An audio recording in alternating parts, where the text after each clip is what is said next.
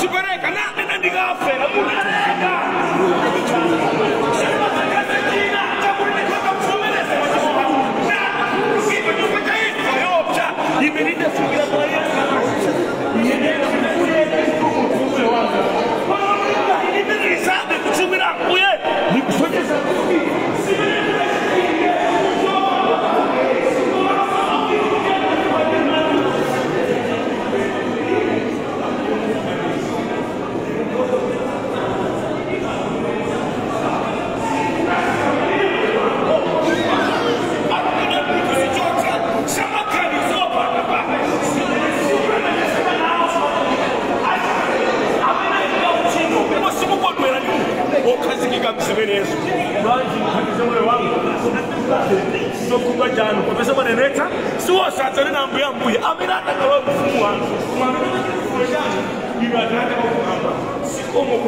Atate muzina mpampa Yesu tukuyamikani kulemekezani tsiku labwinonso lino Ambuye limene mwatipatsa ifana wanu kuti tikozanso kuphunzira kwa inu mawu anu tikupemphera mukhale nafe kuyamba kwathu kuti mudzina lanu mukutate pa Mzimu Woyera amene kusamalira wanu samalirani ife amene kuputsana wanu putsani ife pano mu dzina la Yesu Khristu. Amen. Amen. Hallelujah. Amen. Monga ndimanena poyamba paja imvani kulandiridwa abale wanga kuphunzironso la lero limene Ambuye watikonzera. Monga ndanena kuti kuganiza kwanu ndimaganiza kuti lero lino tikoza kuphunzira za kumvetsetsa tchimo koma ndana kuti bwanji tisatero kayi lero lino tiphunzire za pemphero. Tikungoyamba chabe andizitengera masiku ochulukirapo zokhudzana ndi pemphero sitifuna tithamange koma timvetsetse tikamaona kodedwa tikamakamba nkhani yakupemphera timangolenga chizoloweze kuti ino kupemphera matere izi zimachitika motere apa zimatere komano lero lino ndimati mudziwe kuti kupemphera Mulungu adayankhulapo zingapo zimene ife ngati ana ake tikhoza kumachita pa kupemphera tikoza kudziwa kuti kamati awo amapemphera ndipo chimachitika nchiyani ndikudziwa kuti kunjaku kuli zambiri zimene zimachitika kuli anthu ambiri amene amakhalanso ndi maganizo osiyanasiyana makamaka pokhudzana ndi kupemphera pali malamulo osiyanasiyana mipingo osiyanasiyana imene imakamba za mapemphereredwe ndiye timangofuna kuti timvenso kuti Baibulo limati chani pa nkhani ya kupemphera. Tizikamba izi magawo kufuna tidzamaliza phunziro limeneli tidzaona kuti ina Mose kuti amadaka pereka phiri muri zimatani kuti muri izi Ambuye adani muri chani nanga mawu Mulungu pa izi amati chani. Nthawi zambiri anthufe tikamaona zina zimene ena akuchita timangonena kuti ife mpingo wathu sutere koma mpingo awo matere kungokhala ngati kuti ino chinthucho ndichokhudzana ndi mipingo. Ine ndikunena kuti tisatero tiyeni tionere zimene Baibulo lalipoti lidanena pa chimenecho. Amen. Amen. Ndakuzinaso mati kukakhala phe kumaona kuti akuchita izo zawo kupemphera adazitenga kuti mupeza kuti muna mawu a Mulungu sadatero kwenikweni pokhudzana ndi zimenezo. Kwa chake kudziwa chimene mawu a Mulungu adanena pakukhudzana ndi zochita zathu kuli kofunika kwambiri zedi.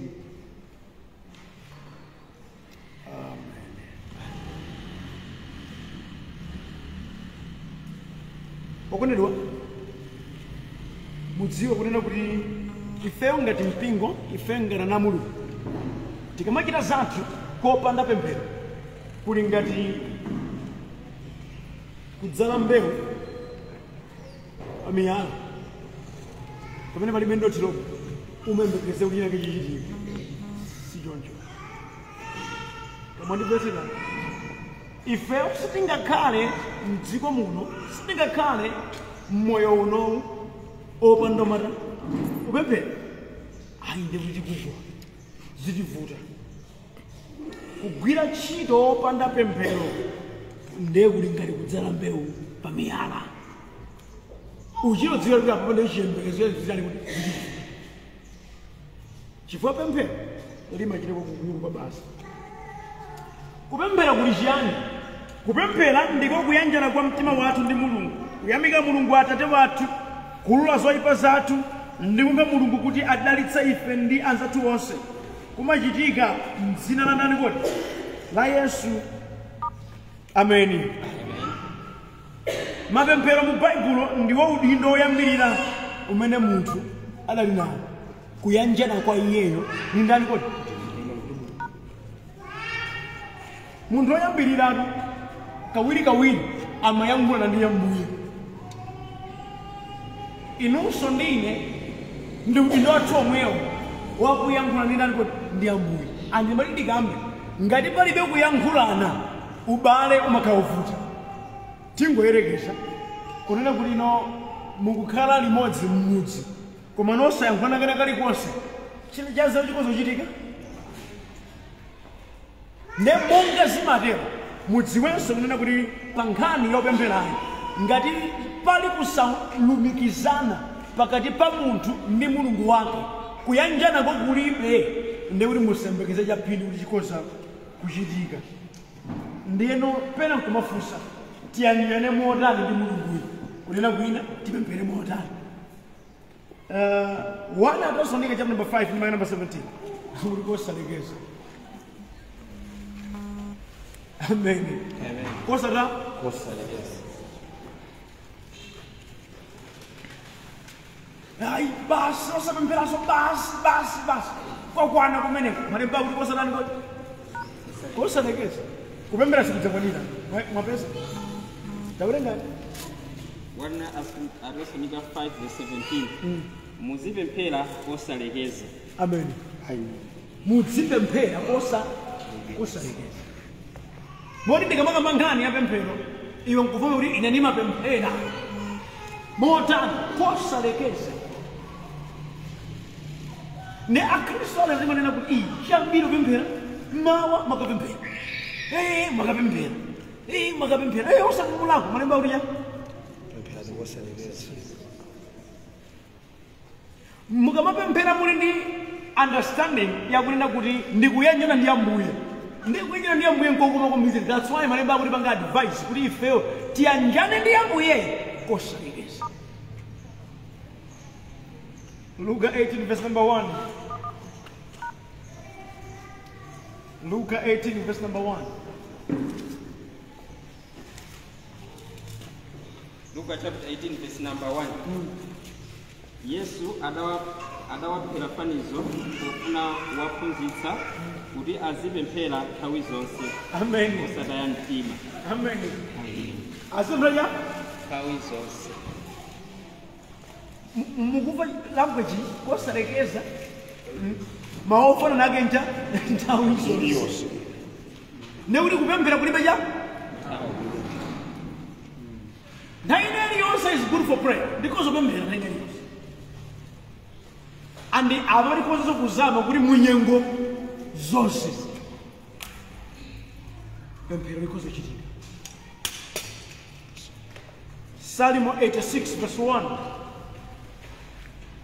Psalm 86 verse number 1.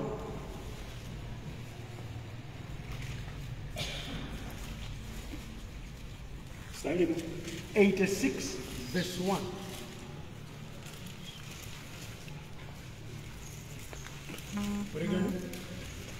Tcherani khutu lanu Yehova mundiyankhe, pakuti ine ndine wozunzika ndi waumphawi.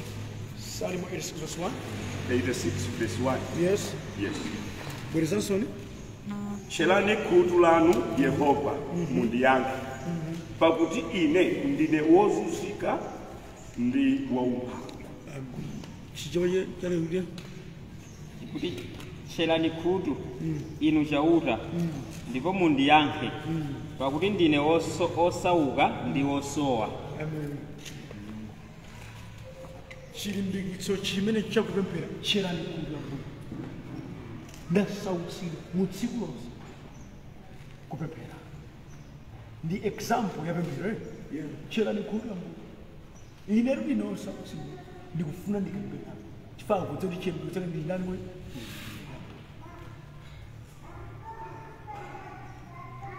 Amen. Ndakuti machitidwe amenewa azichitika komanso amen. Efeso 6 verse number 18 ndipo ena mupeze yapa tubwere kumwe. Efeso 6 verse number 18.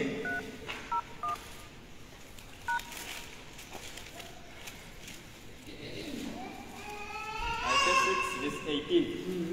Chitani zonse mopemphera ndi kupempha chithandizo cha Mulungu nthawi zonse. Nthawi iliyonse muzipemphera motsogoleredwa ndi Mzimu Woyera. Chifukwa chake muchezere mkupemphera mosalekeza, kupempherera anthu onse a Mulungu. Vesili mulimvetsa koma murayimirira ndi mukweze mawu chifukwa tofanika muzikilongosoka pamene. Verse 18. Chitani zonse mopemphera ndi kupemphera chithandizo cha Mulungu nthawi zonse.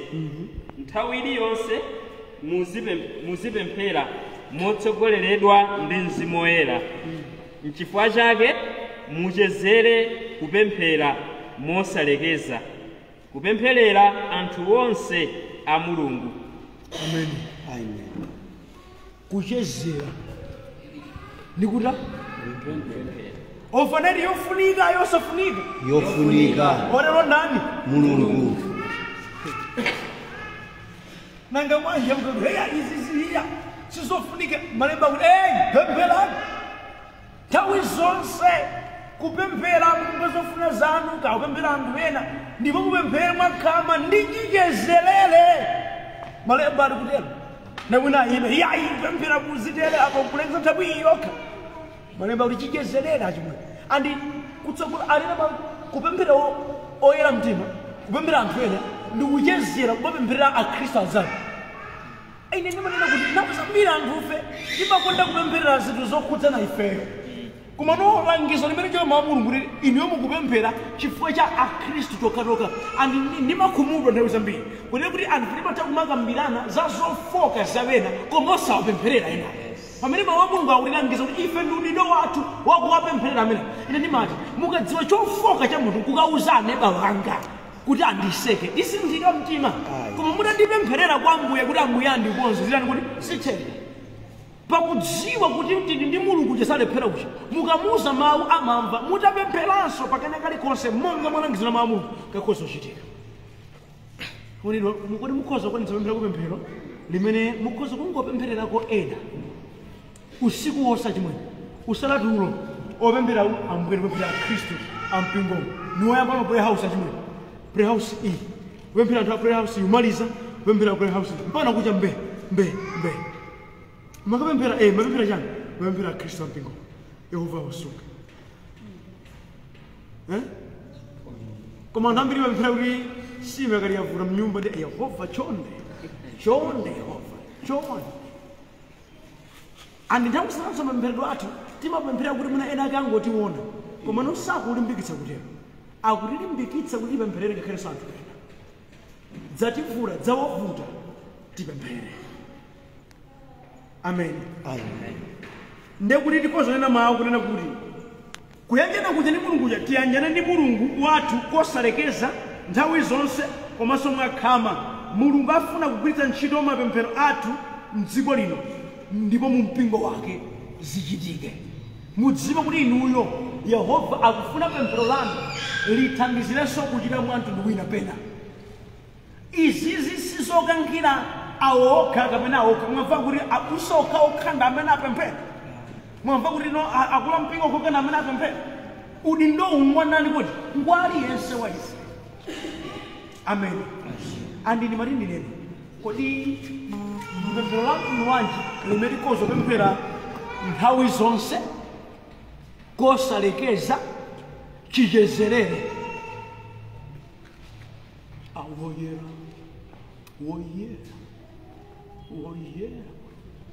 kuti mutithandizire ife chichezerere igwira mukudziwa nthawi zinache kusempana kukapemberedwa kumanza kuti okay umachitachita kapena zimatani nthawi zina zake munthu amene udadzikutira kwambiri ulemu sungapemphere mpaka nthawi yayitali singateka koma udzitenge iweyo ngati mwana wa mulungu amene ukhoza kutha kuyankhulana naye atate wako ne ukhoza kukhala zokamba zambiri onani kuti kwa iye kamukundipfetsera yankhulazi amen magawo apemphero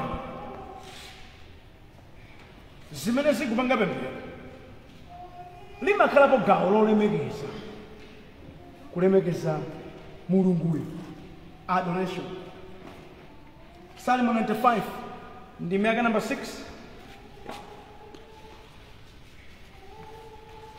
chivumbulutso 1 ndime yake number 12 pana 18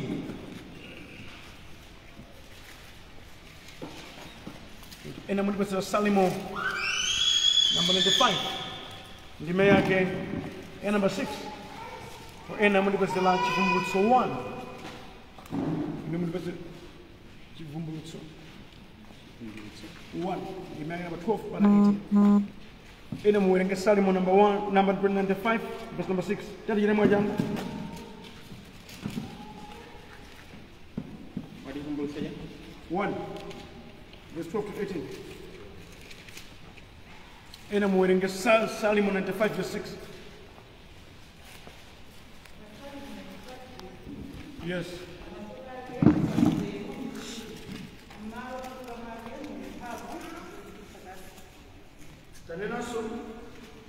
pamaso pake pali ulemu ndi mkulu m'malo opatulika mwake muli mphamvu ndi zochititsa kaso pamaso pake ndi ukulu umulemekeze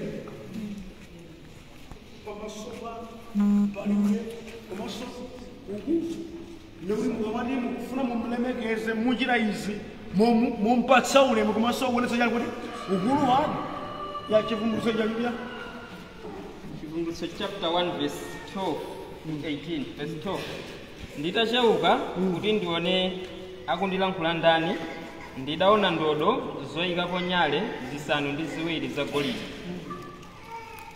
pakati pake pa ndodo za nyalezo ndidaona wina wooneka ngati mwana wa munthu anali atavala mkanjo wautali atamangira lamba wa golide pachifuwa tsitsi lake linali loyera ngati thonje loyera kwambiri ngati chipale cha mbee maso ake ngati lawi la moto mapazi ake ali chezichezi ngati mkuwa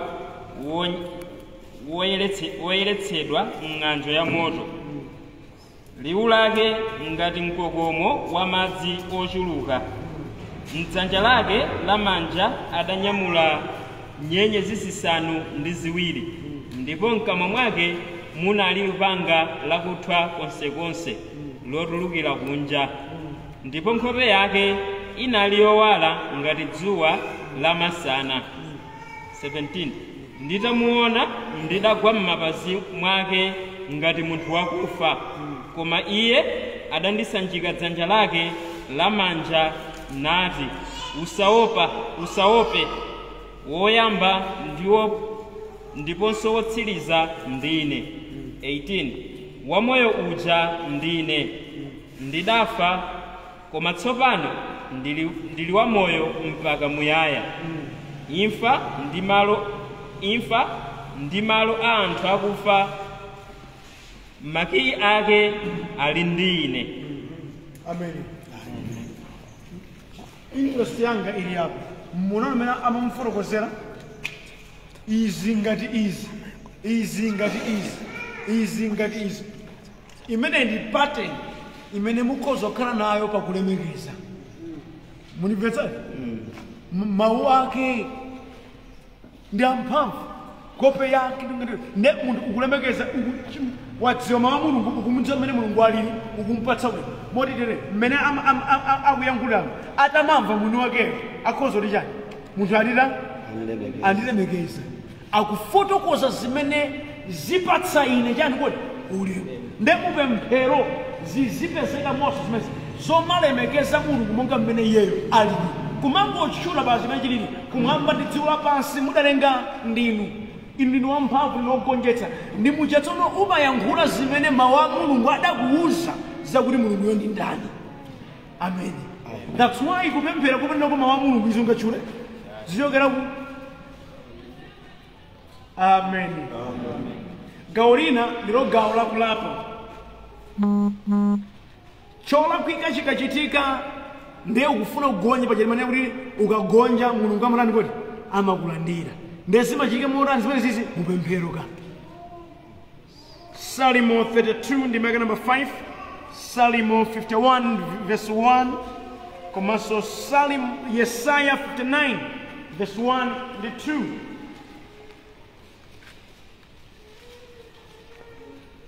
Salimo 32 ndi maka number 5.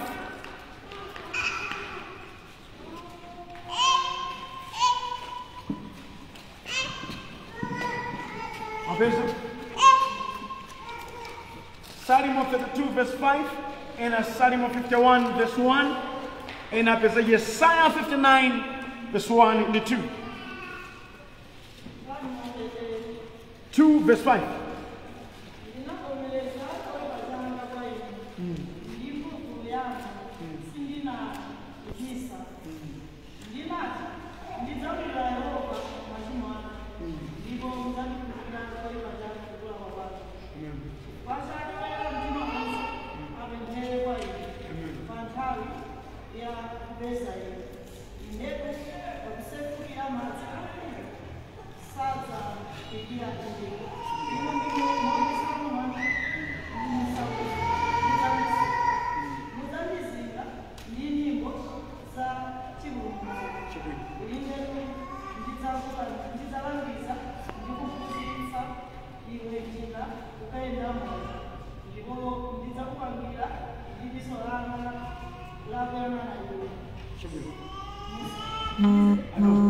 Unafuna kuyambira kuti akunena kuti no anaula kudwa kwenda kwa Yehova.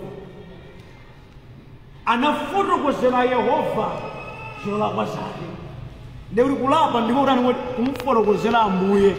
Zolakwa zakozo ndalakwa motere ndikuvomereza sindakhoze apa. Pena paja Davide anena choipa changacho chimasopano ngati kuti chikhalire. Salimo 51 verse 1. Salimo 51 verse 1. Mundichitire chifundo inu Mulungu.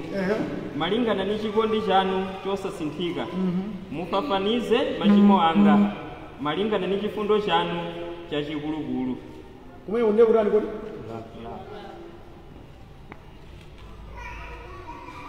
Verse number 2. Verse number 2. Mundisambitse kwathunthu pochotsa cholakwa changa. Mundiyeretse mtima pochotsa machimo anga. Zolakwa zanga ndikuzidziwa. Kuchimwa kwanga ndikukuzindikira nthawi zonse. Aurana amene akupemphera. Inu mwana pa mali chake. Uyaulizoara azidziwa ndikudziwa iwe ndachita Ambuye sindachite bwino pamaso pano ineyo ndikumbukire sindinakhoza ndikulapa Mulungu. Amen.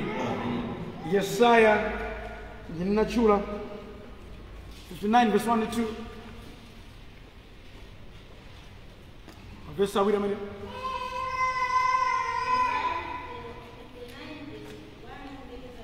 Taona mkono wa Yehova sikuvika kuti sungathe kupulumutsa, khutu lake sililogontha kuti silingabve, koma zoyipa zanu zakulekanitsani inu ndi Mulungu wanu, ndipo machimo anu abisa nkhope yace kwa inu kuti iye sakumva. Chifukwa cholapira machimo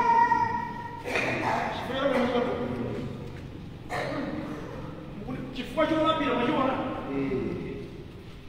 sikuti Yehova magulu ake ngogontha sangalipera kapena maso ake ndakhumbu sangalipera koma zoyipa zathu zimatilekeza ndali kuti ndiye Yehova amene ndiye kuti koma zoyipa zono tikanena kuti ife tazilapa ndi zimene zimatsekulira kuti koma kuti Yehova atione komanso atimvere. That's why kulapa ndi gawoso lofunika kwambiri.